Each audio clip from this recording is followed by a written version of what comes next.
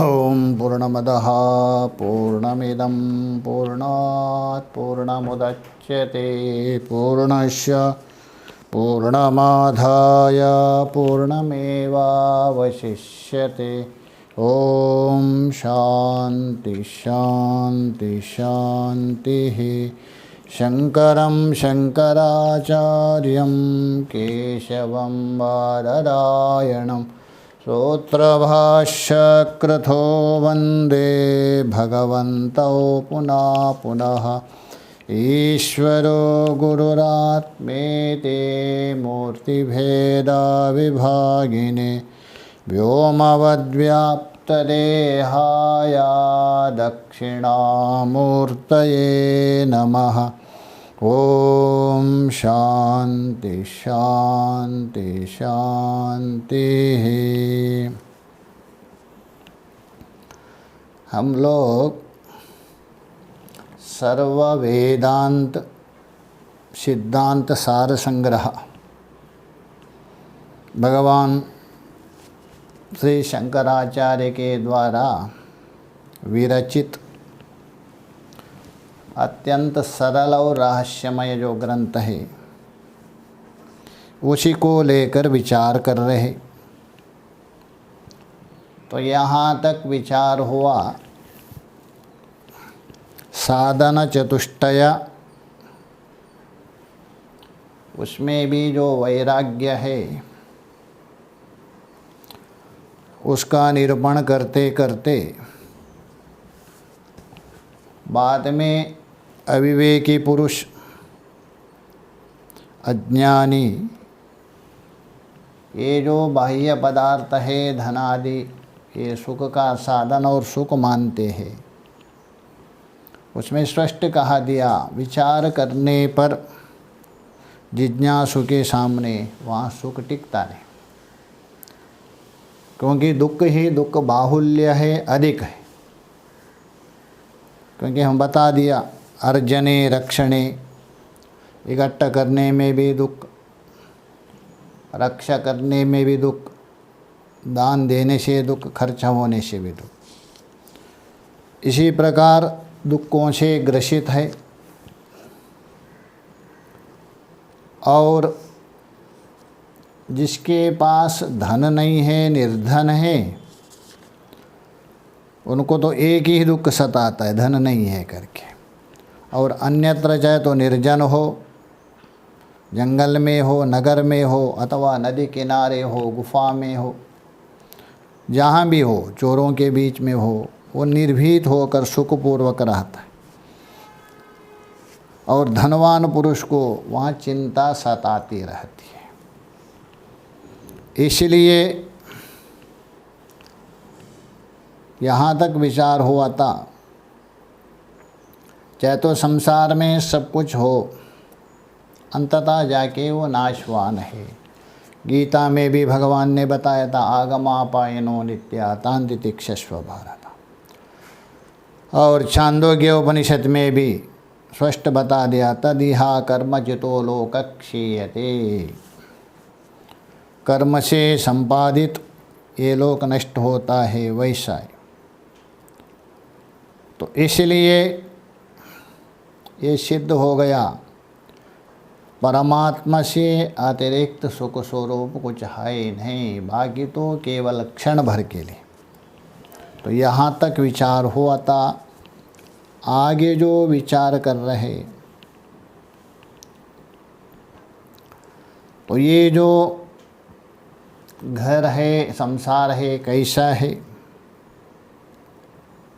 और अपना जीवन को विचार करना चाहिए साधक को, और मोक्ष के लिए विचार करना चाहिए।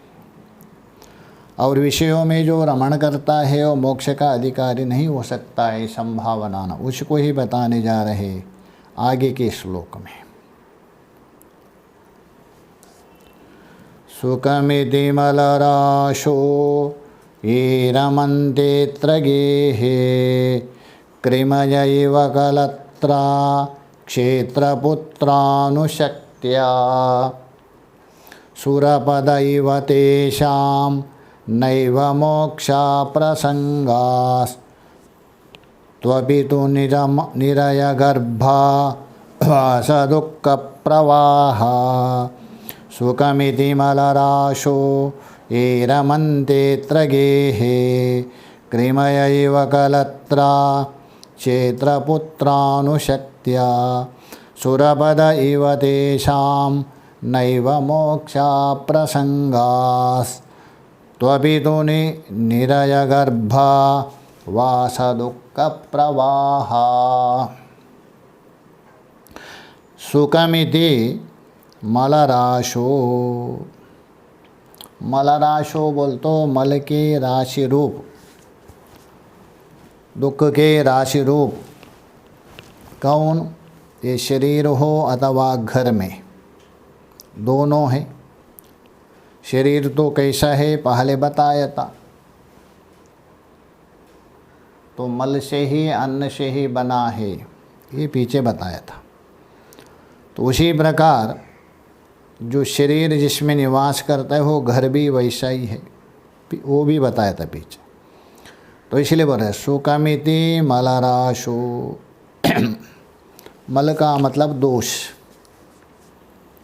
उन दोष का राशि, राशि मतलब समुदाय, मतलब जहाँ दोष ही दोष है, अत्यधिक दोष से युक्त है। ऐसा जो शरीर हो अतः घर में, ये रमन्ते, ये सुख है ऐसा मान करके उसमें आनंदित होते हैं, अतः उसमें प्रसन्न हो जाते हैं। अत्र गेहे, अत्र बोल तो इस घर आदि में, ये सुख का साधन है, इस प्रकार उसमें ही रमण कर। क्या इसका मतलब घर में नहीं रहना चाहिए? ऐसी बात नहीं, रहना तो चाहिए, नहीं रहे तो कहाँ रहेंगे। रहते हुए भी उसमें इतना लगाव ना हो, अपना कर्तव्य करते हुए रहने से कोई आपत्ति नहीं। केवल रहना है इस दृष्टि से रहे तो वो दुख का कारण बनता है। तो इसलिए यहाँ बता रहे हैं, इसी घर में केवल तादात्म्य होकर यही सत्य मानकर, इतना ही मेरा उद्देश्य मान करके जाता है, ऐसा मान करके गेहे रमन्ते, गृह में जो पुरुष बाह्य सामग्री है, धन है, संपत्ति है, पुत्र है, स्त्री आदि में, उसमें बिल्कुल तादात्म्य होता है। गीता में 13वें अध्याय में बता दिया, असक्ति अनविश्वंगः पुत्रदारग्रहादिषु। ठीक है, उनके प्रति प्रेम तो होना ही चाहिए, किंतु आसक्ति है और अविश्वंग, अविश्वंग नहीं होना चाहिए। अविश्वंग बोल तो बिल्कुल लगाव, और अत्यधिक आसक्ति भी नहीं होना चाहिए, वही दुख का कारण होता है। इसलिए यहाँ बता रहे गेहे, गेह से उपलक्षण घर में रहने वाले सारी सामग्री में, कृमय एवा, जैसा कृमि होता है नाले में वो गंदगी में रमण करता है, उसी प्रकार यहाँ अज्ञानी बिल्कुल अविवेकी इन्हीं वस्तुओं में अत्यंत बिल्कुल लिप्त होकर। कौन है? कलत्रा क्षेत्रः पुत्रानुशक्त्यः, कलम त्रायति इति कलत्रा। कल का मतलब है अंशपति का, उसको रक्षा करती है ऐसा स्त्री, कलत्रा। क्षेत्र जो कमाने का साधन है, खेत, और पुत्रादि उनमें जो अनुशक्तः, अनुशक्त का मतलब है बिल्कुल अत्यधिक तादात्म्य, उसको बोलते हैं अनुष्वंग कहते हैं। आसक्ति की जो पराकाष्ठा है उसको बोलते हैं अनुष्वंग। आसक्ति और अविश्वंग, इसलिए वहाँ असक्ति अनविश्वंग, अविश्वंग का अर्थ होता है अहंता बुद्धि होना, उनमें आपसे भिन्न पदार्थ है उसमें अहंता बुद्धि होती, वो अनुष्वंग कहते। इसलिए उनमें आसक्ति होकर किस प्रकार? कृमया एवा, बहुवचन है, कृमि कृमि कृमया, कृमि के समान। रमन्ते, इसी प्रकार रमण करते। सुरपद इव तेषाम नैव मोक्षा प्रसंग।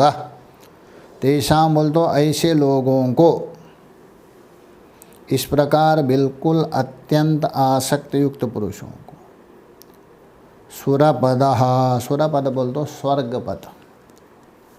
तो स्वर्ग पद जो है, स्वर्गस्थ, स्वर्ग में रहने वाले, कौन? इंद्र आदि, तो उसको बोलते हैं सुरपद इव, स्वर्ग में स्थित देवताओं के समान। तेषाम नैव मोक्षः,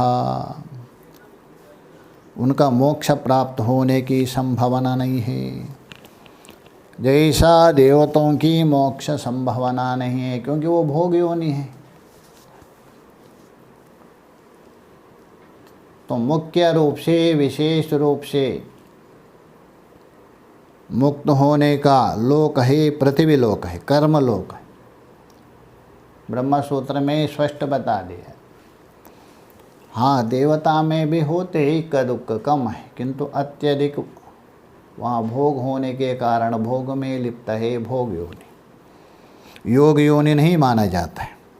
इसलिए यहाँ बता रहे, तो स्वर्गस्थ देवताओं के समान उनकी भी मोक्ष होना संभावना नहीं, अर्थात देवताओं की भी मोक्ष नहीं है, वो भोग योनि है। वैसा ही इन लोगों को भी मोक्ष संभव नहीं है।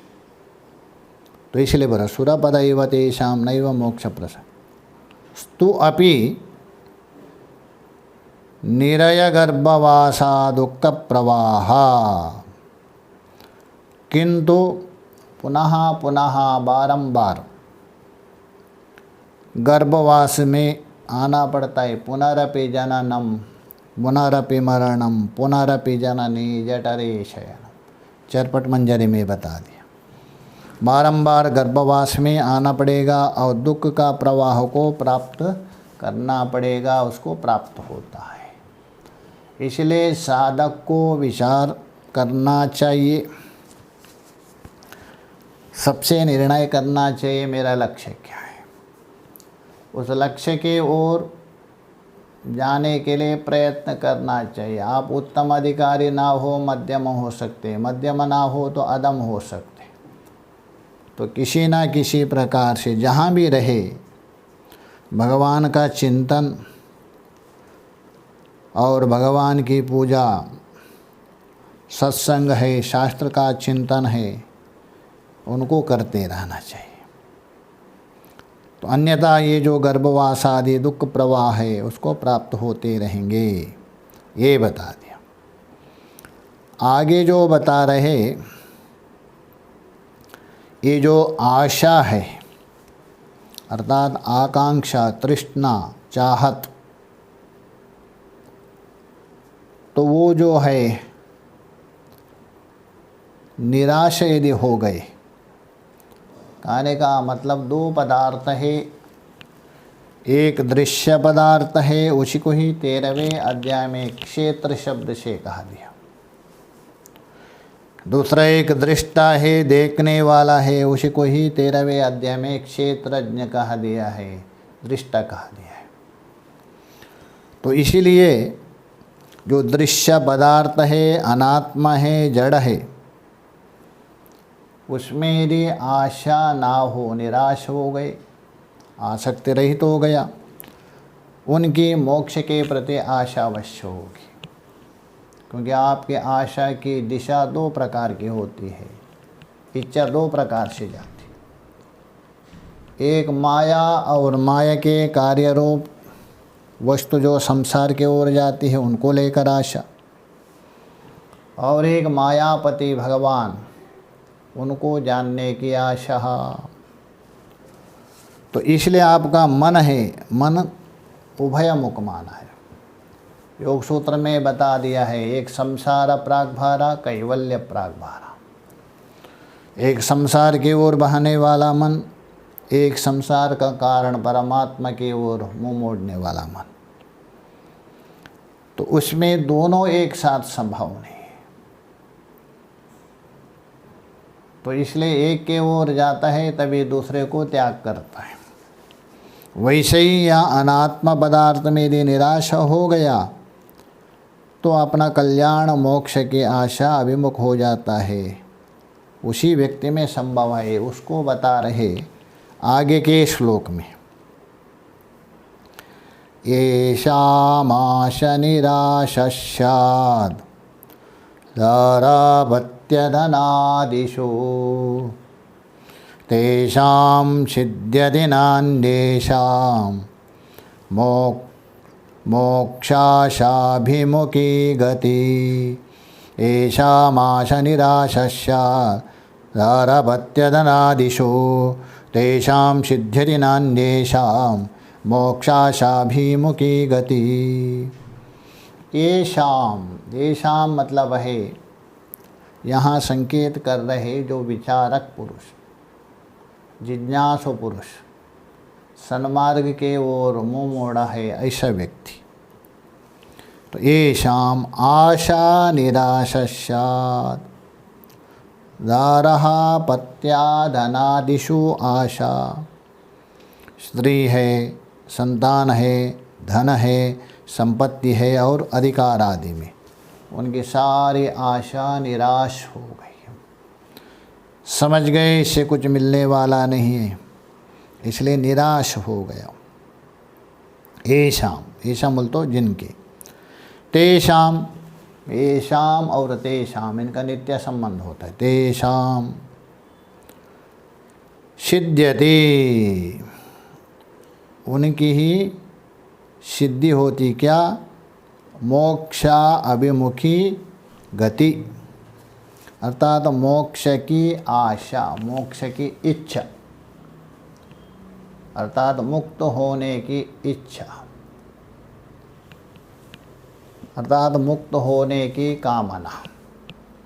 तो कामना तो अनर्थ का कारण माना है, सारे शास्त्र में बता दिया, इसको संसार भी बता। अविद्या काम कर्म एव संसारः। अविद्या है, काम है, कर्म है, यही संसार है, ऐसा माना है। तो अविद्या काम कर्म यदि संसार है तो यहाँ मोक्ष की कामना भी संसार में आ जाएगी। भले विषयों में निराश हो गया, कामना तो बड़ी है, तो कैसा मुक्त होगा? ऐसा किसी की जिज्ञासा हो सकती।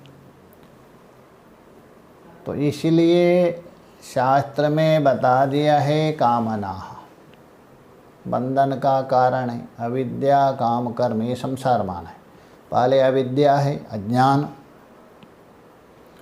अज्ञान के कारण उसके अंदर कामना होती है, इच्छा होती है और उसी के अनुसार वो कर्म करता है। ये संसार है, ये बंधन का कारण। ये तो ठीक ही बता रहे, किंतु कामना को भी आपको भेद करना पड़ेगा। कामना उसी को ही कहते हैं जिन कामनों के द्वारा बंधन होता है, जो बंधन का कारण है, संसार का कारण बनता है, उसको कामना मानते। और उस बंधन को छुड़ाने वाली जो इच्छा है, जो कामना है, उसको कामना नहीं कहते। वो कामना कहने मात्र में, क्योंकि आप भजन करना चाहते हैं, भजन करने की इच्छा है, भजन करने की कामना है। आपको शास्त्र चिंतन करने की इच्छा है, इच्छा तो पड़ी है। आपको इस संसार से छुटकारा पाने की कामना है, कामना तो है, किंतु ये कामना होने पर भी इसको कामना नहीं माना जाता है। ये बंधन निवृत्ति का कारण है, बंधन का कारण। जैसा व्यवधान होना मात्र ही प्रतिबंधक नहीं होता है। किसी का व्यवधान हो गया व्यवधान होने से आपके रुकावट नहीं डालता है। जैसा मान लीजिए नेत्र और पुस्तक के बीच में है एक व्यवधान, चश्मा लगा दिया आपने, तो चश्मा बीच में व्यवधान आ गया, तो व्यवधान आने पर देखने के लिए आपको रुकावट थोड़ा डालता है, उल्टा सहायता करता है। अथवा आप मंदिर में गए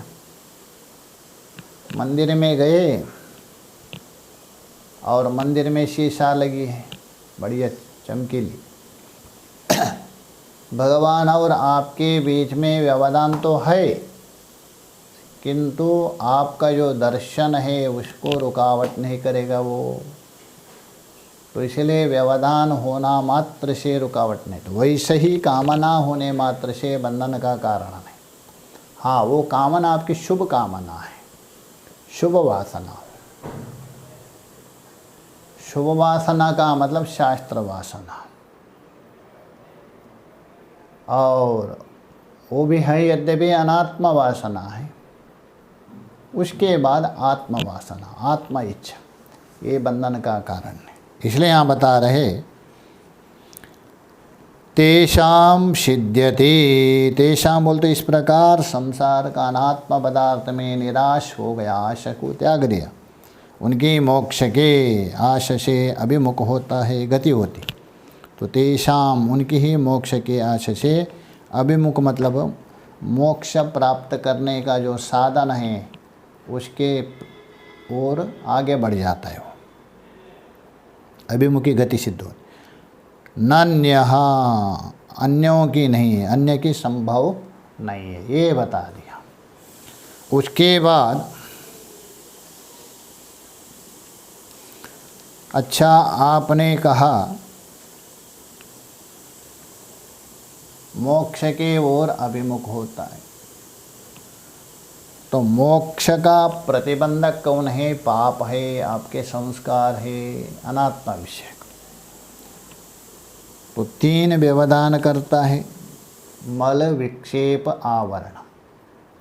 तो मल विक्षेप आवरण प्रतिबंध करने के कारण वो जो परमात्मा तत्व है सबके अंदर रहने पर भी मनरूप मंदिर में विराजमान है वो, क्योंकि मन को मंदिर माना है। मैत्रेय उपनिषद में स्पष्ट बता दे, देहो देवालया प्रोक्ता, वहाँ तो शरीर को कहा, शरीर से उपलक्षित मन। ये जीव है, वही शिव है। अच्छा, उस मंदिर में भगवान होने पर भी भगवान का दर्शन क्यों नहीं होता है, अनुभव क्यों नहीं होता है? ये पाप है, व्यवधान करता है। जैसा आकाश में सूर्य चमक रहे किंतु बादल आने से, वो व्यवधान होने से नेत्र का विषय नहीं बनता है, दृष्टि से आप अवलोकन नहीं कर सकते। प्रकाश तो आ रहा है थोड़ा सा, किंतु सूर्य को नहीं देख सकते। तो वैसे ही यह जो पाप है व्यवधान करता है, उस पाप को नष्ट करने के लिए सत्कर्म है, निष्काम कर्म है, कारण है, ये बताने जा रहे आगे के श्लोक में। सत्कर्मा क्षय पापमना श्रुतिमताम सिद्धात्मना धीमताम नित्य पदार्थ शोधनमिदं युक्त्या मुहुः कुर्वताम तस्मादुत्तमः विरक्त्यसिमताम् मोक्षेककाङ्क्षावताम् धन्यानां सुलभ श्रियादि विषयेष्वाशालतच्छेदनम् सत्कर्माक्षय पाप्मना श्रुतिमतां सिद्धात्मना धीमतां नित्यानित्यपदार्थशोधनमिदं युक्त्या मुहुः कुर्वताम् तस्मादुत्तमः विरक्त्यसीमतां मोक्षेककाङ्क्षावताम् धन्यानां सुलभं श्रियादिविषयेष्वाशालताच्छेदनम्। सत्कर्मः, कर्म है और क्रिया है और चेष्टा, उनमें भेद है। क्रिया हो गई सामान्य, चेष्टा हो गया आपका शारीरिक संकेत है, इंद्रियों का जो अलग अलग संकेत होता है वो चेष्टा का। और शास्त्र के द्वारा प्रतिपाद्य है वो कर्म है, शुभ कर्म और अशुभ कर्म। तो कर्म है, कर्म तो 5 प्रकार का होते हैं, नित्या, नैमित्तिक, काम्य, प्रायश्चित और निषिद्ध, ये कर्म होते। किंतु यहाँ मुख्य रूप से सत्कर्म और असत्कर्म को लिखा है। एक होता है सत्कर्म, दूसरा होता है असत्कर्म। सत्कर्म, असत्कर्म, तो कर्म तो एक ही है, तो सत कैसा हो गया और असत कैसा है? संसार में 2 ही पदार्थ हैं, संसार में 2 ही वस्तु है। एक सत, सदैव सौम्यमिदमग्रे आसीत् एकमेवाद्वितीयं छांदोग्यम, और असत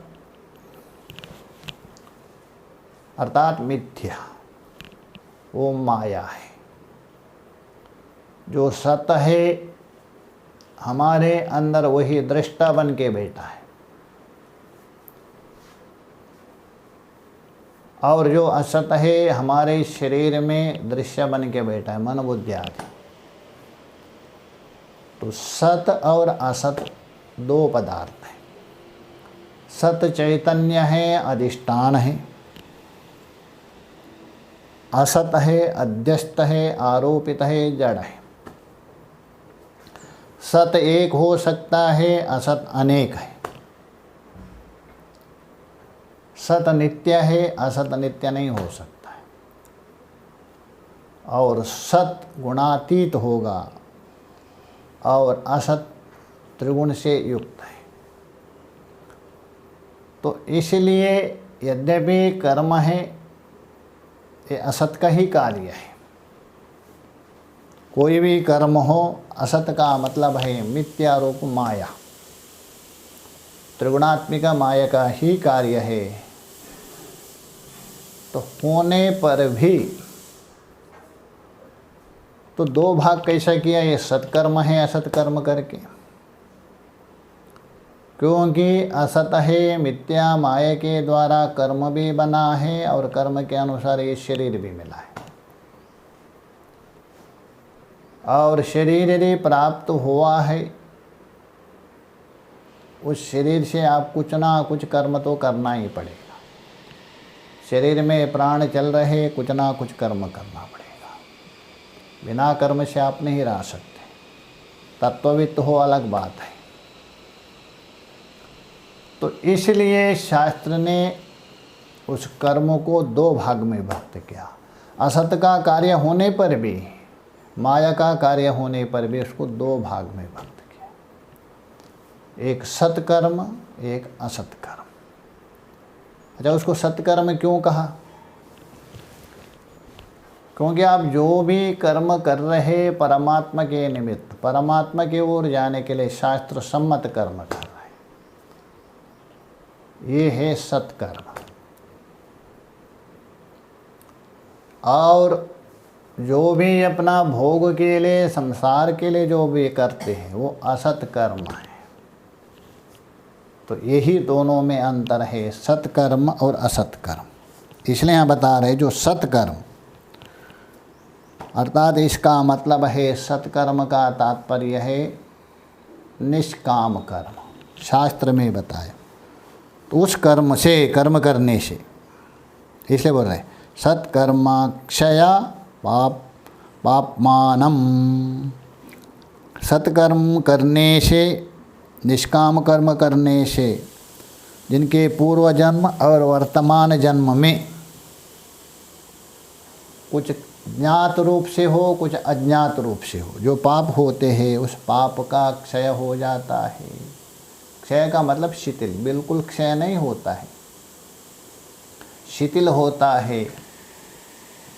जैसा सूर्य उदय होने से पहले उषा काल में अंधकार शिथिल हो जाता है और सूर्य उदय होने के बाद बिल्कुल निवृत्त हो जाता है, वैसे ही यहाँ सत्कर्म के द्वारा आपका पाप कर्म शिथिल होता है और ज्ञान रूप सूर्य उदय होने के बाद बिल्कुल नष्ट होता है। इसलिए यहाँ नष्ट नहीं लेना, यहाँ शिथिल परख लेना। योग सूत्र में बता दें तो पूर्व जन्म में मतलब जन्म जन्मांतर में किया हुआ जो संचित पाप अथवा वर्तमान में जो हो रहे जो पाप, इन पापों का क्षय होता है किससे? सत्कर्म से, परमात्मा निमित्तक। संक्षेप से कहो तो आप निष्काम कर्म से होता है। और श्रुतिमताम सिद्धात्मनाधीमताम, श्रुति बोल तो वेदों का अध्ययन करने वाले, और वेदों का अध्ययन करने वाले हैं उनका भी पाप क्षय होता है।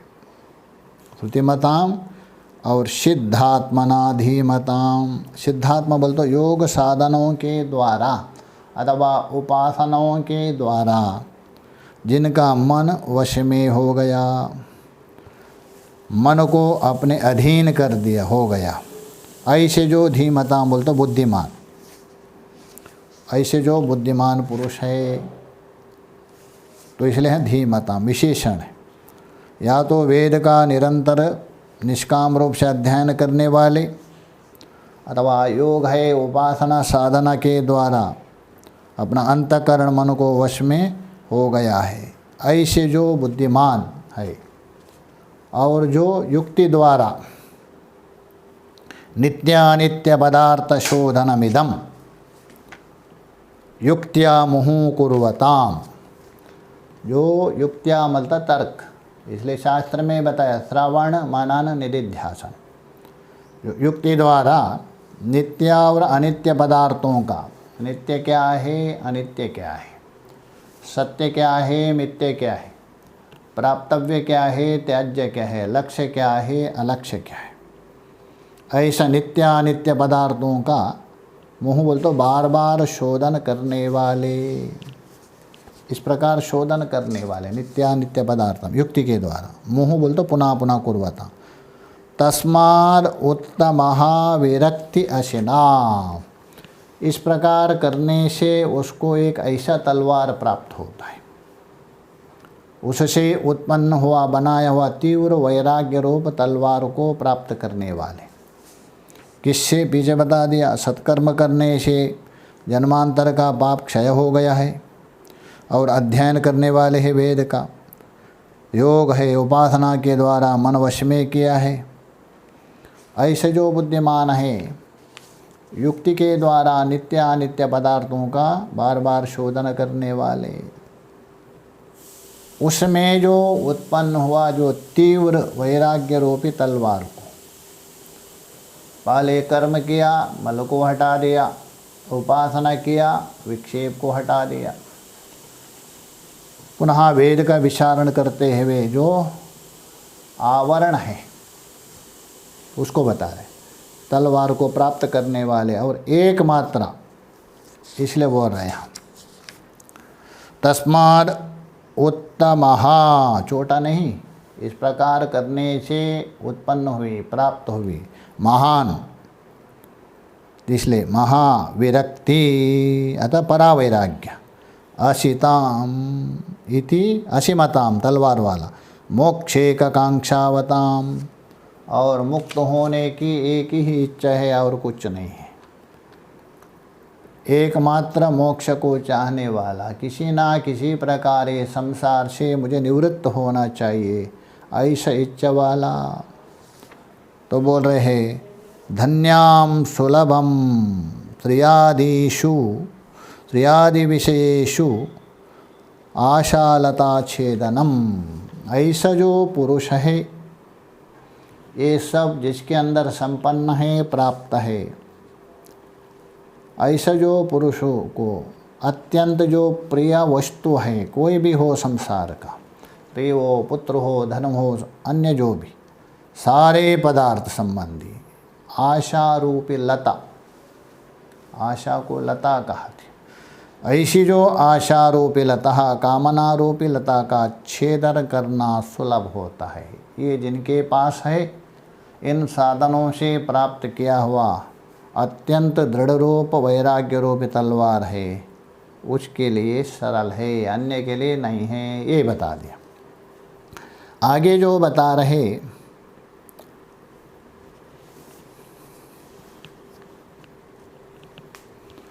ये जो हमारे जो इंद्रिय है,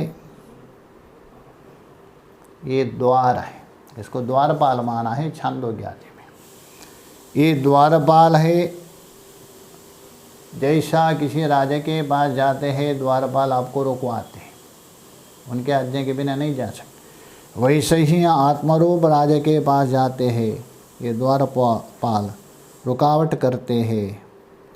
उसी को ही बता रहे आगे के श्लोक में। संसार मृत्यु बलिना प्रवेष्टुम द्वाराणि तु त्रीणि महन्ति लोके, कांता च जिह्वा कनकं च तानि, ऋणद्यस्तस्य भयं न मृत्यो। संसार मृत्यु बलिन प्रविष्टुम द्वाराणि तु त्रीणि महान्ति लोके, कांता च जिह्वा कनकं च तानि, ऋणद्यस्तस्य भयं न मृत्योः। संसार मृत्यु बलिनः, विशेषण है मृत्यु का। बलिना, बलिना बोल तो अत्यंत प्रबल, बलवान, उसको कोई परास्त नहीं कर सकता है। बस एक ही महामृत्युंजय है, वो परास्त कर सकता है, अन्य कोई भी परास्त नहीं कर सकता। इसलिए बलवान है, इतना बलवान है, किसी को भी नहीं छोड़ता है। तो इसलिए बोल रहे बलिनः, अत्यंत बलवान। कौन? संसार मृत्यु, संसार रूपी मृत्यु के, क्योंकि संसार को मृत्यु कहा गया, क्योंकि संसार में आने से ही मृत्यु को प्राप्त होता है, जन्म मृत्यु का चक्कर में पड़ता है, इसलिए संसार मृत्यु का। तो जो संसार रूप मृत्यु के प्रवेश करने को लोके, वहाँ नुमाई, लोके बोलते संसारे, श्लोक में, संसार में,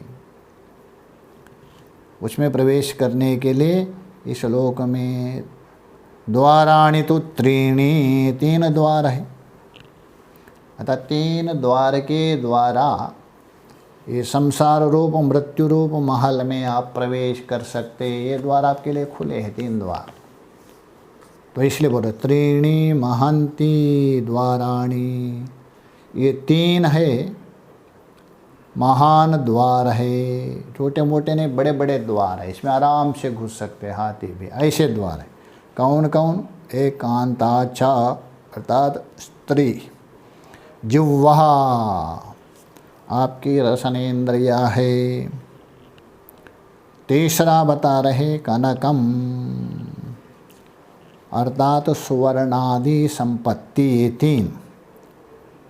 तो ये तीन द्वार है। कहने का मतलब इसमें यदि आप मन लग गया, इसमें आप बिल्कुल आसक्त हो गया, ये जो संसार रूप मृत्यु है उसका द्वार आपको खुलेगा। तो कांता च जिह्वा कनकम च तानि, ये क्या करते? ऋणद्दिः यस् तस्य भयं न मृत्युः। इन तीनों द्वारों को, जो पुरुष इन तीनों द्वारों को रोकता है, अतः बंद करता है, जो प्रवेश होने का द्वार बंद किया तो उसे मृत्यु के वहाँ प्रवेश कर नहीं सकते, द्वार ही बंद हो गया, तो उसे मृत्यु का भय नहीं होता है, अर्थात मृत्यु के ऊपर विजय पा सकता है। ये तीन द्वार बंद करें। गीता में भी बता दिया, काम क्रोध लोभस्य नरकस्य त्रिविधम द्वारम, वहाँ नरक का तीन द्वार बताया था। यहाँ संसार रूप मृत्यु के तीन द्वार बता रहे, वहाँ काम क्रोध लोभ, ये 3 द्वार खुले हैं नरक जाने के लिए, और यहाँ 3 द्वार संसार में जाने के लिए खुले हैं। कांतः जिह्वः कनकः, ये 3 इसके द्वारा नरक में जा सकते।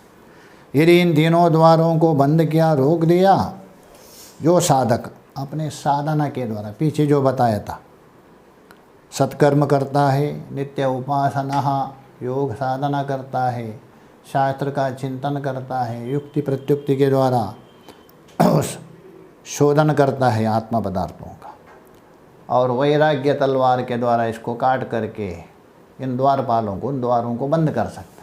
पहले द्वारपालों को नष्ट करेंगे और इन द्वारों को बंद कर सकता है। ऐसे व्यक्ति मृत्यु को प्राप्त नहीं होगा, मृत्यु का भय नहीं हो सकता है, ये बता दिया। तो इससे संकेत दे रहे आचार्य जी, साधक को सजग होना चाहिए, विचार करना चाहिए, ये शरीर मिला है किसके लिए, ये शरीर से क्या कर। आप कहाँ भी रहे, किसी आश्रम में भी हो, चाहे तो ब्रह्मचारी हो, गृहस्थ हो, वानप्रस्थ हो, सन्यास, वो अपना कर्तव्य पालन करते हुए जो मुख्य जो लक्ष्य है, जिसके लिए शरीर प्राप्त हुआ है, उसको कभी नहीं भूलना। कर्तव्य पालन करते हुए, कर्तव्य भी करते, उसको पूजा रूप से करते हुए अपना जो मुख्य लक्ष्य की ओर जाना प्रयत्न करना चाहिए, उसकी भूमिका बनाना चाहिए। यही मुख्य संकेत दे रहे हैं, अन्यतः नरक का द्वार खुल जाएगा। ये बता। ओम पूर्णमदः पूर्णमिदं पूर्णात् पूर्णमुदच्यते पूर्णस्य पूर्णमादाय पूर्णमेवावशिष्यते। ओम शांति शांति शांति। शंकरं शंकराचार्यं केशवं बादरायणं सूत्रभाष्यकृतो वन्दे भगवन्तौ पुनः पुनः। ईश्वरो गुरुरात्मेति मूर्तिभेदाविभागिने व्योमवद्व्याप्तदेहाय दक्षिणामूर्तये नमः। ओम शांति शांति शांति।